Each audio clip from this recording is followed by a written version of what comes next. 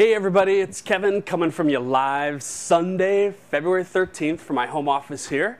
And I promised this weekend that I would do a video for you to recap everything that we went through Thursday at the chapter meeting. For those of you who weren't there, totally missed out. I'm going to do my best to give you a real quick synopsis of this.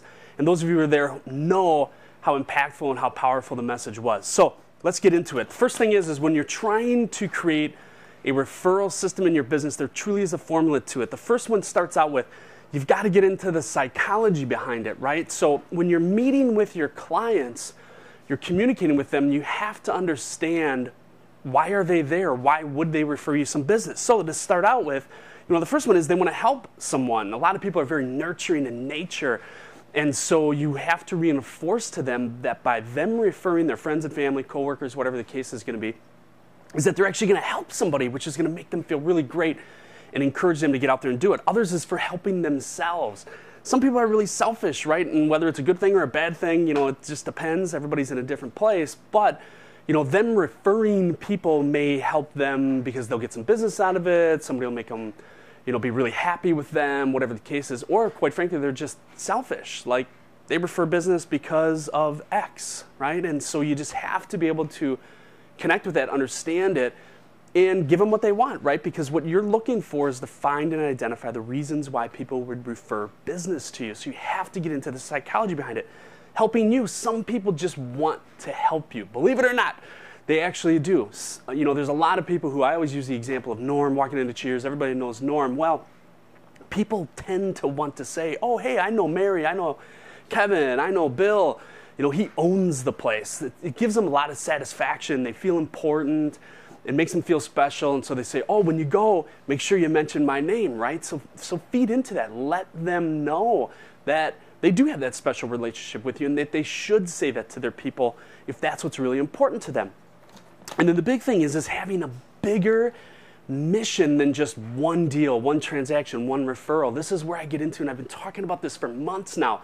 It's all about your story, right? You have to have a really cool, compelling story, something that's really interesting to give people a reason to want to do business with you. What's the difference between you and everybody else in your industry? It's your story, right? I've got a story for every niche that I market to. And so you have to really craft that and create that and make it really, really good so people are like, wow, man, I really want to do business with this person because they're really interested or they're really doing something that's pretty cool and I want to be part of it.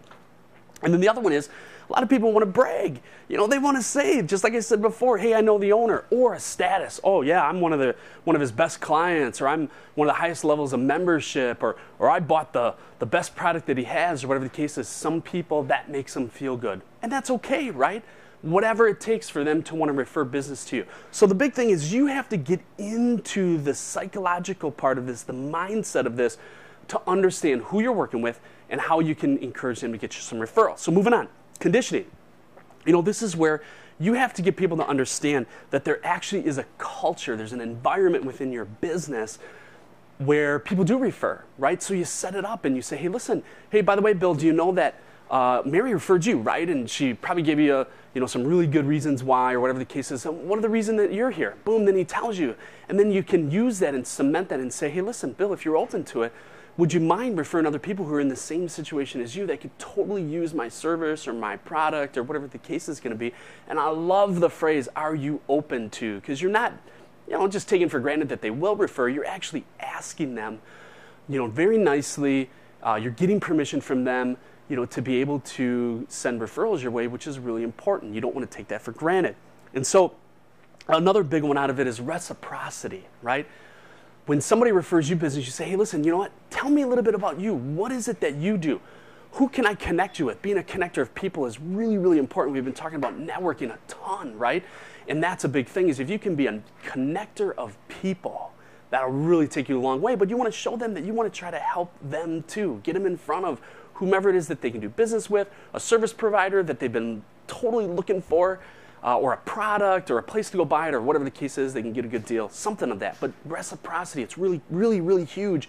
And then condition that and get people to understand that that's how you do business and that's how the family of clients does business with you.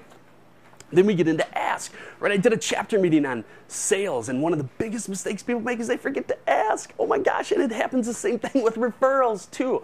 People forget to ask for referrals, and usually they get one of them right here. They typically ask for referrals when they do after the sale. But I gotta tell you, I think what's even more impactful is asking before and during, because before, they're super pumped, they're really excited, they're anticipating getting the product shipped to them, getting the service, whatever the case is gonna be.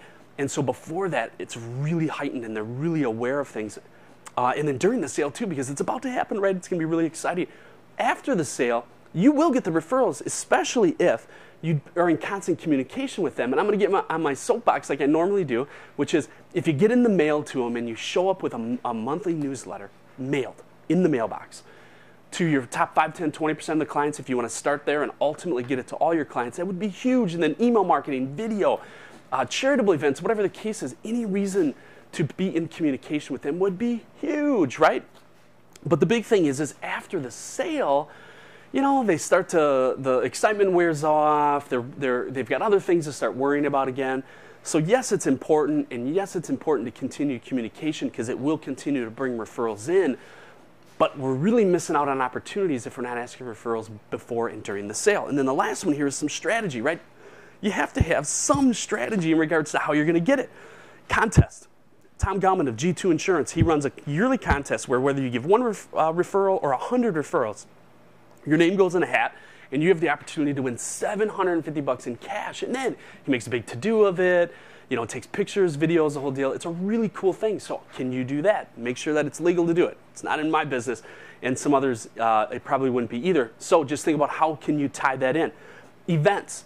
You know, have some events where people come in, you bring in guest speakers, whatever the case is going to be, so that one, you can have your clients bring friends so they can get to know you and your services and whatever the case is.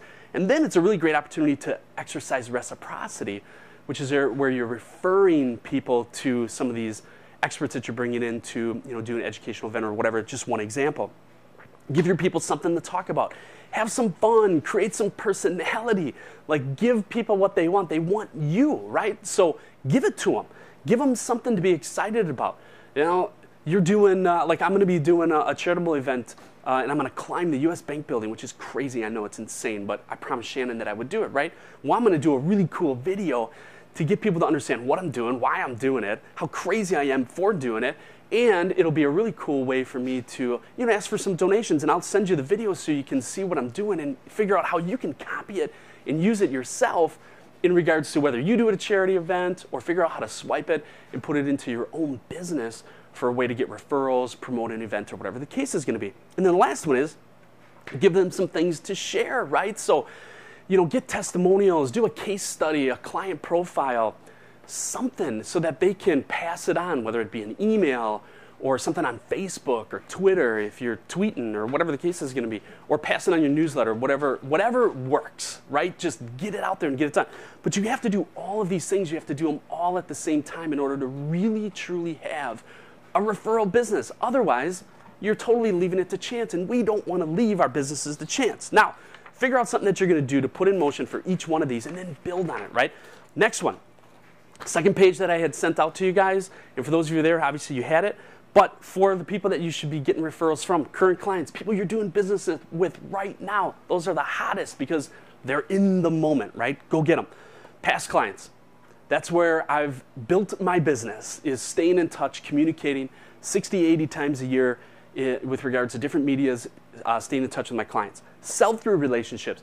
That's where, you know, you provide a valuable service, education, whatever the case is, to some of your partners so that they can give you access to their clients, whether it be an interview, an article in a newsletter, an email, or they do a live event or something, bring you in and you get to talk and be in front of a room, something like that. But find those people that you can do business with and then reciprocate. Give it back to them too. Give them access to your clients as well. And the last one is your referral sources. I did a really cool meeting last year where I taught everybody how to do a highly effective referral source meeting to find out, one, if it really is going to ultimately be a good referral source, or two, if it's somebody that you should totally run away from.